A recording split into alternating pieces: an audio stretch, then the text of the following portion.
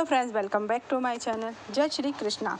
युद्ध के बाद जिसमें पांडु पुत्रों द्वारा कौरव सेना का वध कर दिया गया, कृतवर्मा और कृपाचार्य जैसे बचे हुए लोग दुर्योधन सहित चिंता से भर गए और एक सरोवर में शरण ले। विजयी और प्रसन्न युधिष्ठिर और उनके भाइयों ने दुर्योधन की खोज की, लेकिन वह नहीं मिला।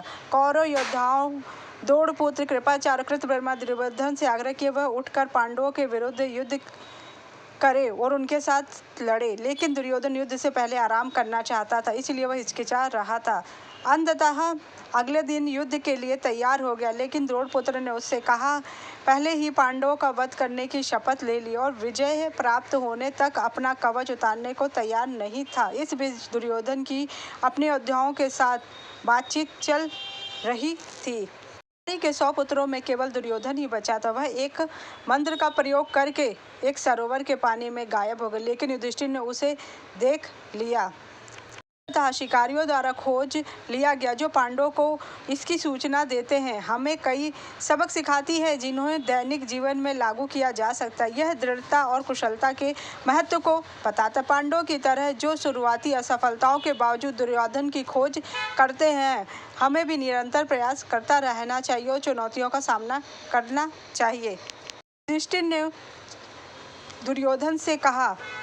दुर्योधन ने उत्तर किया, मैं छिप नहीं रहा हूँ, मैं अपनी आंतरिक अग्नि को शांत कर रहा हूँ। अब दुनिया तुम्हारी है, सब कुछ ले लो, सब कुछ तुम जीत गए। युधिष्ठिर ने उत्तर दिया, बहुत उदारता, लेकिन पहले तो हमारा आधा राज्य, 5 गांव और सुई के बराबर जमीन भी नहीं देते थे तुम। दुर्योधन गदा लिए पानी से बाहर निकला। मैं अभी भी यही हूँ और मैं तुम सबसे एक एक करके लड़ूंगा। वह गुस्से से चिल्लाया, क्या तुमने अभिमन्यु से एक एक करके युद्ध किया था? युधिष्ठिर ने दुर्योधन से कहा, नहीं, तुमने भेड़ियों के झुंड की तरह हमला किया, लेकिन हम धर्म का सम्मान करते, हम आमने सामने की लड़ाई के लिए सहमत है। अगर तुम मर गए तो तुम्हें स्वर्ग मिले, अगर तुम जीवित रहे तो तुम्हें तुम्हारा राज्य मिलेगा। दुर्योधन ने पहले भीम को चुनौती दी और दोनों में गदा युद्ध की तैयारी शुरू हो गई। बलराम ने युद्ध में किसी का पक्ष लेने से इनकार कर दिया। उन्होंने दुर्योधन और भीम को गदा युद्ध की कला सिखाई थी और वे उन दोनों से बहुत प्रेम करते, इसलिए जब भीम ने अपनी गदा से दुर्योधन की जांघ तोड़ दी तो दुर्योधन चिल्ला उठा, यह तो सारे नियमों के विरुद्ध है। बलराम मेरे गुरु हैं, देखो भीम ने मेरे साथ क्या किया। मेरे साथ जो हमेशा तुम्हारा प्रिय रहा। बलराम तुरंत प्रकट हुए और भीम को मारने के लिए अपना हल उठा, लेकिन श्री कृष्ण ने बीच में ही टोक दिया, रुको मेरे भाई। उन्होंने कहा, भीम ने तो बस वही प्रतिज्ञा पूरी की है जो दुर्योधन द्वारा द्रौपदी को ताना मारने पर, अपनी जांघ पर थप्पड़ मारने पर ली थी। सब वैसा ही है जैसा होना चाहिए था।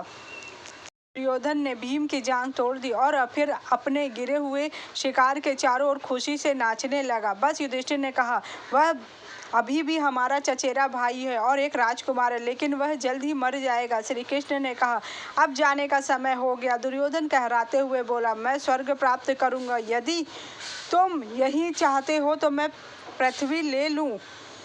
दुर्योधन युद्ध भूमि मरणासन अवस्था में पड़ा था तो वे उसके छोटे पुत्र दुर्जय को उससे मिलने लाए। वह छोटा बालक दौड़कर अपने पिता के पास गया और उनकी गोद में बैठ गया, लेकिन उसके पिता को उसे धक्का देकर दूर करना पड़ा। पांडवों ने मेरी जांघ तोड़ दी है, उन्होंने दुर्जय से कहा। फिर उन्होंने बालक के बालों को सहलाया और कहा, वे विजेता है मेरे पुत्र, मेरे दुर्जय। अब तुम्हें उनकी, पांडवों की सेवा करनी होगी। वह तुम्हारे चाचा हैं, मैं तुम्हें उनकी सुरक्षा में सौंपता हूँ, क्योंकि मैं शीघ्र ही जा रहा हूँ, बहुत शीघ्र।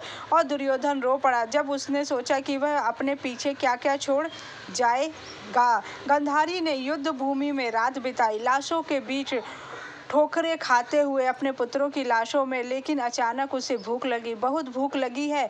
आम की खुशबू पाकर वह उछल पड़ी और उसने पकड़ने लगी, लेकिन आम उसकी पहुंच से बाहर था। फिर उसने आम तक पहुंचने के लिए पत्थरों का ढेर बनाया। यह भी बहुत स्वादिष्ट था। जैसे ही उसने खाया था, उसे एहसास हुआ कि वे पत्थर नहीं है, वे खोपड़ियाँ थी। वह फल तक पहुँचने के लिए अपने बेटों की खोपड़ियों पर खड़ी थी।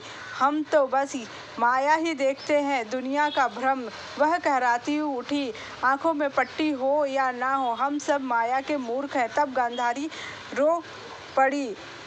उस समय गांधारी विलाप करती हुई अपने पुत्र दुर्योधन की खोज में जाती है और दुर्योधन के मृत शरीर और उसके टूटे हुए जांघ को देखकर बहुत दुखी होती है, क्योंकि उसने अपने पुत्र को वज्र का बना दिया था, लेकिन पुत्र की गलती के कारण वो मृत्यु को प्राप्त हुआ। जय श्री कृष्णा।